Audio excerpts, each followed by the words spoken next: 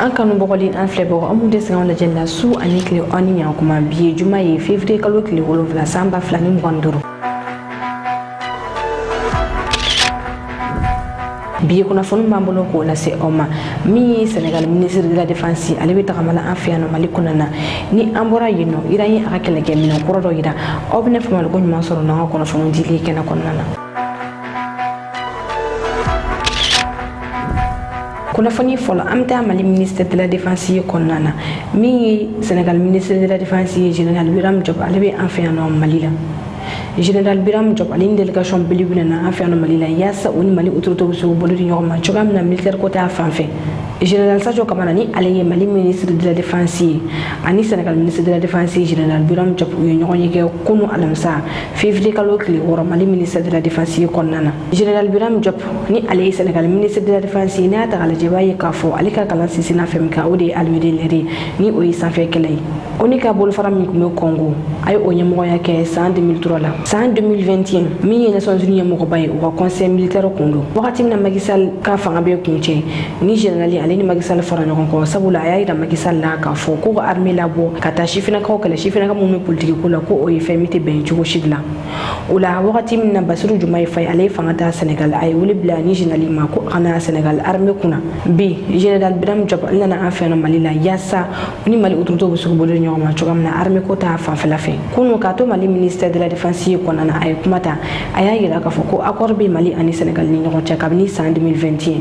yaasa u bɛ se ka bolo di ɲɔgɔn ma cogoya min na a ko wagati sera o accord ninnu ka lawaleya a y'a yira k'a fɔ ko fɛn mun tɛmɛna Mali ani Sénégal ɲɔgɔn cɛ armée ko ta fanfɛla fɛ ko ale tɛ se ka nisɔndiya ni o ye nka ko wagati sera yɛlɛmaw ka kɛ tagabolo kuraw ka ta k'a di ni armée fila ninnu ma a y'a yira k'a fɔ ko fɛn caman de bɛ ni jamana fila armée ɲɔgɔn cɛ ni o de banbagaci kɛlɛ dɔrɔgu feerelaw kɛlɛli ale ni mɔgɔ jugu kɛlɛli a ko o la wajibi don ni jamana fila armée ko bolo ɲɔgɔn ma yaasa ka jamana fila ni frontière lakana cogoya min na a ko ni ale na kun ye Mali la o la min ye général Sadio Kamara ale ye jaabi min kɛ o la o de ye ko basi foyi tɛ a ka nali la nka k'a ka dɔn k'a fɔ ko Mali tɛ CEDEAO la tuguni ko mɔgɔ mɔgɔ ni bɛ Mali ka souveraineté bonya ko Mali pɛrɛnnen don ka baara kɛ ni i ye an ka taa Mali ministère de la défense kɔnɔna na an ka taa ni général ba fila ye ka laseliw lamɛn ɲɔgɔn fɛ. Je voudrais rendre hommage à la résilience du peuple malien et saluer la vaillance de ces forces armées qui sont engagées depuis plus d'une décennie dans une bataille cruciale pour l'avenir de leur pays et au-delà de notre région. Même si nous pouvons nous satisfaire du bilan de notre coopération, vous conviendrez avec moi que nous pouvons l'approfondir pour mieux faire face aux défis sécuritaires aigus auxquels nous sommes confrontés dans nos missions de sécurisation de nos territoires respectifs. La lutte contre le terrorisme et l'extrémisme violent, dans laquelle vous êtes activement engagés, la criminalité transfrontalière, les trafics illicites qui financent les groupes armés terroristes et les réseaux criminels constituent autant de menaces qui nécessitent la mutualisation de nos efforts. C'est le but de cette visite qui, j'en suis assuré, nous permettra de trouver les voies et moyens de mettre en œuvre pleinement l'accord cadre de 2021. Monsieur le ministre, le Mali a quitté la CEDEAO, mais il voudrait toujours bâtir des relations bilatérales fécondes avec tous les partenaires qui les désirent, notamment avec la République serbe du Sénégal, conformément aux principes édictés par le président de la transition en matière de coopération bilatérale, à savoir le respect de la souveraineté du Mali, le respect des choix stratégiques et le choix des partenaires opérés par le Mali et la prise en compte des intérêts du peuple malien dans les décisions prises. Kunnafoni filanan bɛ taa Kuluba kunu min ye Mali armée ɲɛmɔgɔbaw ye olu taara sankɔrɔ folu ta ka ɲɛsin jamanakuntigi ma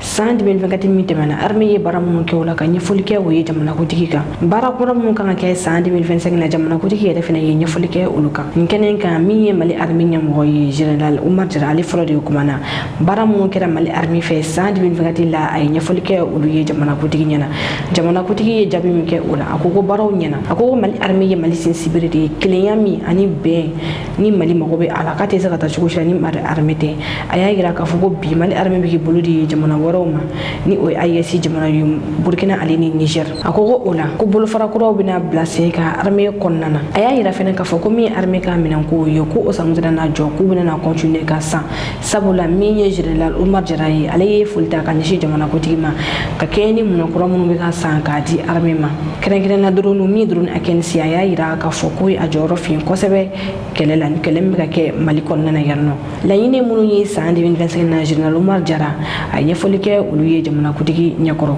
aw ni ne an ka jɛ an ka taa Kuluba an ka taa Mali jamanakutigi général d'armée Assimi Goïta a ye laseli minnu kɛ a ka armée ɲɛkɔrɔ ani armée yɛrɛ ɲɛmɔgɔ général Umar Jara o fana dakuruɲɛ damadɔ min fɔ an ka to don kan na an k'u lamɛn ɲɔgɔn fɛ. Contexte géopolitique en constante évolution, il est impératif d'adapter nos stratégies et de renforcer notre posture pour faire face aux menaces, tant internes qu'externes.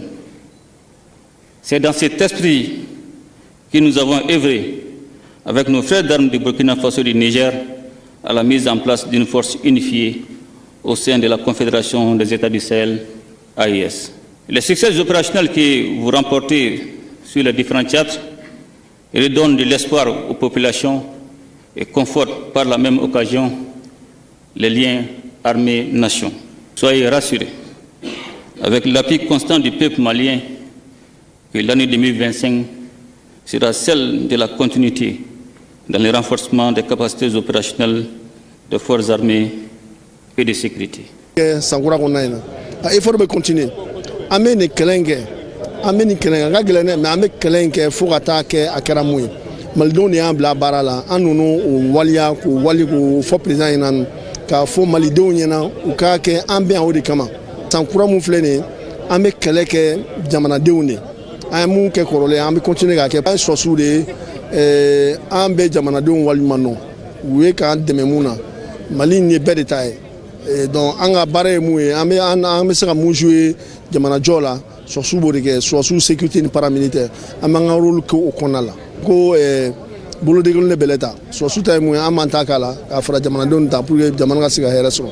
den malidenw waliɲumanw k'an ka politimɔgɔw waliɲumanw o ye sira ɲuman de yira an na an bɛ ka t'o sira de fɛ ani jamanadenw ka dɛmɛ o de y'a to an bɛ ka se ka ni terroristes ninnu caman neutraliser sera ka fɛn caman kɛ minnu tɛ fɔ mais a nafa bɛ se jamanadenw ma. kunnafoni sabana Imam Mamudu ko kanbɔw y'a yira k'a fɔ ko dabe olu ye ko senɔgɔtɔ olu ye kɔkɔ bɛ ni ala sera k'a fɔ ko olu ka karamɔgɔ ni o Imam Mamudu ko bɛna na Mali la jumadon nata n'o bɛ février kalo tile 14 ma ko olu kɔni ta kɛra k'u wele k'a fɔ k'an bɛ i faga k'u bagabaga ko de kɛlen bɛ olu ta ka bolo yen wagati na Mali kɔnɔna na u ye communiqué kɛ communiqué min kɔnɔ u y'a lase k'a fɔ ko min y'u ka tɔnden dɔ ye ni ale ye Dawuda Magasa ye ko o tunnen don ko o ko in kɛra arabadon ni février kalo tile 5 nɛgɛ kanɲɛ 18 wagati ko sani o cɛ Dawuda Magasa a ko welela a ka nɛgɛjuru sira fɛ k'a fɔ an ɲɛna ko an b'a faga ni o ye k'a wele ka menace de mort kɛ a la a jateminɛna fɛnɛ k'a fɔ Dawuda Magasa yɛrɛ ka so cɛ 3 olu kun mobili la olu kun ye wagati damadɔni kɛ u bɛ ka so jateminɛ tile 2 o kɔfɛ Dawuda Magasa ale kɔni nana tunu u ko bɛ wele bila jamana marabagaw ma olu minnu bɛ yen nɔ ka maliyɛnw ni bolominɛw lakana u ka fɛɛrɛ kɛ min ye Dawuda Magasa a mana kɛ yɔrɔ o yɔrɔ la a ka se ka ɲini ka na ni a ye ko ni jamana kɔnɔden dɔ kɔni tununa kɔni jamana kɔnɔdenw ɲɛjɔyɔrɔ kɔni ye jamana marabagaw de ye u y'a yira k'a fɔ ko min Imam Mamudu kɔni ka nali kɔni ko foyi tɛ n'a bali a bɛ na jumadon nata n'o bɛ février kalo tile 14 ma ko baaraw baara kun ka kɛ ko baaraw kɛra ka ban wa ko min ye Dawuda Magasa ko ale jɔda foyi de kun tɛ nin ko na sabula kun kan ka baaraw fɛn fɛn kɛ ko a y'o bɛɛ kɛ ka ban ko laɲini kɔni ye fɛn min o de ye Dawuda Magasa a ka se ka segin ka na a ka dɛmɛ la akilina jigina Imam Mudigo ale bɔra Mali la kabini décembre kalo san 2023 la ani nga tara Alger jamana kutigi ya wele do jabi kabini o wakati fo sa Imam Mudigo ale ma sengana Mali kono la yanno Alger jamana kutigi ya yamuriya kono Imam Mudigo ale tora Algérie kuma ni kuma be tukata Mauritanie ɲɔgɔn bawla chien do refa tara Mauritanie jamana kutigi ka avion présidentiel la akan mɔgɔ ya gira ka fa ko san kelen ani kɔ wa karamɔgɔ ba ko abnana segen kana Mali kono la yanno ni o be kɛ février kalo tile 10 ani nani na no be jumodo natama Imam Mudigo kan nali mina bo walma tana na bo ni fɛn bɔra ala amina na oda okuluka kunnafoni nanna ameta IEC jamana kɔnɔna ami fɔlɔ Burkina ŋunu kan dɔw be ka kolongolo ka yira ka fɔ ko min ye Côte d'Ivoire militaire 18 ko olu minɛna Burkina armée fɛ kunnafoni dibaga y'a yira ka fɔ ko Côte d'Ivoire ka militaire 18 no k'olu kun ka sanu gɛlɛn dɔw de magɛn ka kɛ sababu sera frontière tigɛ ka taa don Burkina dugukolo sanfɛla la o la min ye Burkina armée ale kɔni tigɛ kɛ ni mɔgɔ 18 ninnu na ni o ye Côte d'Ivoire militaire ye ka da kulo kan fanfɛla wagati min na ko bi février kalo tile 7 min ye Burkina turuto yolu kɔni ma communiqué kɛ ni ko in kan fɔlɔ hali ni y'a sɔrɔ jaw kɔni bɛ kolonkolonni na wa kunnafoni dibaga yɛrɛ ma yira fɛnɛ ka fɔ ko in kɛra frontière dugu kelen min yɛrɛ kɔni na u b'a to mɔgɔ bɛ se ka siga nin kunnafoni na ni an bɔra Burkina an bɛ taa Niger an kun da kulo kan ka fɔ min Niger turuto ye olu y'a laɲini kura woro fɛ k'u ka kasa kuru pewu ka bɔ Niger jamana kɔnigi Général Dramane Tchani ale la ka gouvernement y'a yira k'a fɔ ko ni kura woro se ka baara kɛ togo ci la dugu kelen sanfɛla la nka Niger turuto kɔni kuma a lase kun kelen min na u ye kura woro ci kɛ ka bɔ ka jamana kɔnɔna na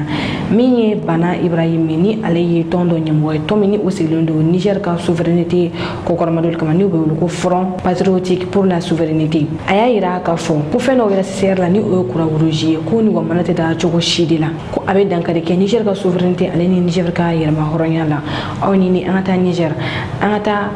Bana Ibrahim ka laseliw lamɛn ɲɔgɔn fɛ. Tout au long de ces 19 mois, il y a eu des actes qui ont été relevés par les autorités en charge de la sécurité publique et qui concernent plusieurs organisations non gouvernementales qui n'ont pas compris les changements intervenus dans notre pays. Il y a eu des cas de disparition de camions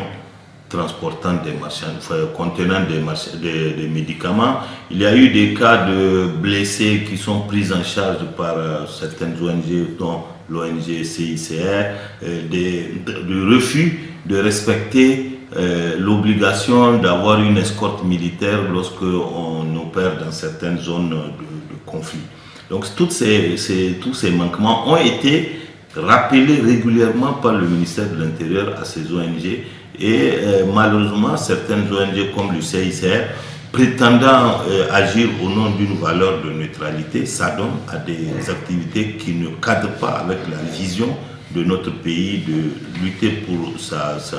souveraineté et son indépendance. Et c'est pourquoi l'État du Niger a dénoncé cet accord de siège qui le lie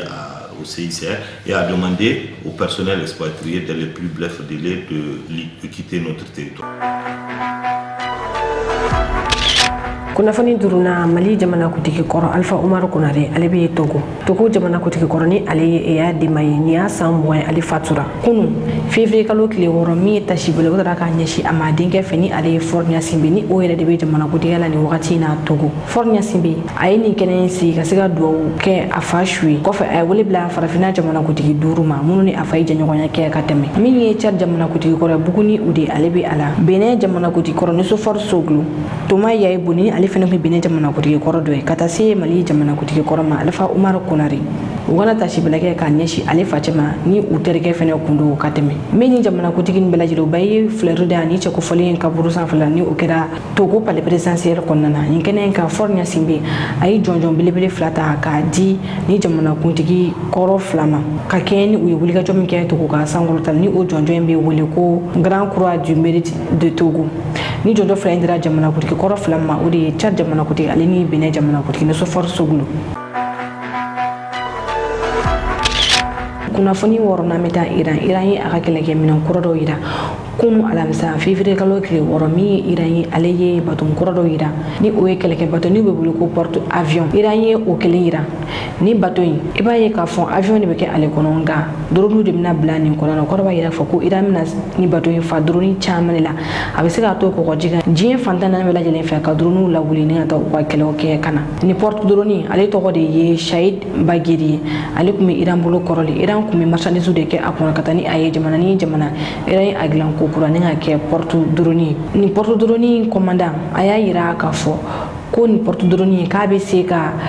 san kelen ne ke ko ko disafle la opération na ka sura masika na basila minentala ko minen munu meke akona ni o duminu ni kelege minon ye ko abe se ka san kelen ke ko disafle ni o minen ni abe ka opération ke kuna fani kuncela amita kati kunu tasuma ye kati sugu fangele min tasuma ay jendu ambalaka do kun ko sebe mi an kuna fandi nyodo ni olu kati kuna fani mo olu willa ka sen kenen kono na ka jawta ni ngayira mo ola oni na jawla jeni ko fe ka bi kuna fani ko che oka andi sogoma balima maliyon ambe maliyan den chema ani musuma bela jelenfo abalma keno de Mahamadou Koulibaly kati kuna fani asa national biye do chine do dungu do ko ni dasirami madomi obefo iba fo abela jelemba kalama chugumi onyebe urgence benena kabri sura wele blarama ka fo fami anga kati suguye kati marché belbeleba mbe kati ko fiya ko tasma ko ni sira ka yoro do soro ama kubla daga kelina la suro en réance fa bribri anana vraiment nyana nga dokuma kono ama nga sapeur pompier fo wuli ka jo ani chesri mi nga suro akara en re jole nyina men ya masika barake we kuna kroy en re anjira nga baradi ko ka sika jita ka mo deme pour que tasma mi barakati sugula tasma be sika dala sa chugumi donc aya ngania sokuma de na ka sika na do sugu konnana ka felo filmer kaira ambalima flelike baga bela jelena mali kono ani mali ko ka ni wukati na ni anye kati sugu konnana ali bi ame ala foka ala wale nyumando sabula ka daka sugu fa be masika mena yoro munu menela donc o frekala munu mambula amba munu bi anchene duna munu kun amena micro tengula mumu kuni kanche ubseka fla fo mali onye chugumi donc ne ba inche c'est anche ibseki to koni jam fa fle baga bela jelena to amna takuna te ba fo ma ko leli meti ka de fere sugu kono ani namugo fi uni ndomu ne bol le fere d'accord suro anyame ka foko aga yoro jidna kati sugu konna ya yalma ibeseka muni fo en flelike baga na la jabaga bela jeli ne be saka mi fo sakmadan na ne re boran si soko na kana taxi takana ko mina sugula na na soro anga gabe bina anga yoro be jinna imbulu dangu ka kule njigi tigera jigi warula anye njigi ka alai parce que a jigi tigera baraka bonya ame baraka juru de la mo ka juru bana ame andenu balu ango be anyere ame na suko na ka anyere sutara na soro ni jigi tigera ko kerila e yere ka bla yakilna abe ibungi yere la ko de ante kun yambi wala yalma ibe se ka fanye chene munun doni kun à peu près abe taka joli yona la ane ko nga chene min dona ne ko ne ta be da million 7 nyona la 4 million 7 ko 4 million 7 ko ni ne baye aka ke sula ja ka fini ke sula de donc ibe se ka caméra jo yaro la chene min do ko ta be million ta mo hein 10 millions ah non ça c'est pas vrai ah non kabakodo non c'est vrai d'accord ibe se ka caméra munu voilà donc ibena angata voilà ibe se ka clé voilà donc il va faut nya fo awie chugumi donc vous voyez donc nene kati sugu konna en plein yene 600 vraiment cheni ngoni fanga buara fugata fo cheni fanga buara ni wakati na sugu nyamgo soroya fugata c'est honorable dala magaluma amba RF dante folimina afuna ka wulika jo anaka chesri fanga ka bukati kula kosobe donc sogmade na honorable dala magalu sura ka fara malik kan donc na le re sugu nyamgo doy donc iba fo bela jele nyamba la chugumi angoni ame wule de bla anga nyamgo ma vraiment u ka se ka wulika jo ani chesri be bla senka pour que cheni munun duna ambalaka ku chugomi u be se ka deme soro chugomi pour que ka se ku ka jagula wuli donc iba fo bela jele nyebe na chugomi anyo de fo soro ni ko inkara wakati mi wole blarama anya se fa bribri ka se kati sugu konna na ya mais amaso nga baraka sabula ka daka tasuma mi tume sugu konna ayre anjira nga baradi ko ka se ka mo deme jitala chugomi anyo de fo ante sengen ante nyina ame sapeur pompier mo fo ka sigide la mo bela jele fo lumuni wulika jo ani chesri bla senga pour que cheni fanga kada se degré de la amu yera fo dante folimina donc cheni woni duna munun kun an b'a f'u ye ni Ala ni kira ma basi kɛ nɔgɔya bɛna don ko la sabula ka daga kati autorité u bɛ wuli ka jɔ ani cɛsiri la mairie b'a se la sugu ɲɛmɔgɔw b'a se la kati préfet b'a se la donc hali bi an bɛ munumunu donc i b'a fɔ aw bɛɛ lajɛlen ɲɛ b'a la cogo min an ka finitigilakaw bi yan polisiw bi yan donc an b'u yɛrɛ fo u sera ka wuli ka jɔ ani cɛsiri min bila sen kan vraiment donc cameraman i bɛ se k'a munumunu voilà donc i bɛ se ka caméra jɔ minɛnw na voilà donc i b'a fɔ aw bɛɛ lajɛlen ɲɛ b'a la cogo min vraiment tiɲɛni kɔni fanga bonyara i b'a fɔ aw bɛɛ lajɛlen ɲɛ bɛ mɔgɔw ka minɛn tiɲɛni na vraiment ça c'est grave mais an bɛ dugawu kɛ halisa Ala ka jisuma k'a fura ye vraiment tiɲɛni kɔni fanga bonyara fo ka taa fɔ tiɲɛni fanga bonyara donc nin bɛɛ ye gaw de binnen ye nin bɛɛ ye tasuma de nɔ ye d'accord an kɔni an bɛ dugawu kɛ halisa vraiment hali bi Ala ka jisuma k'a fura ye donc i b'a fɔ aw bɛɛ lajɛlen ɲɛ b'a la cogo min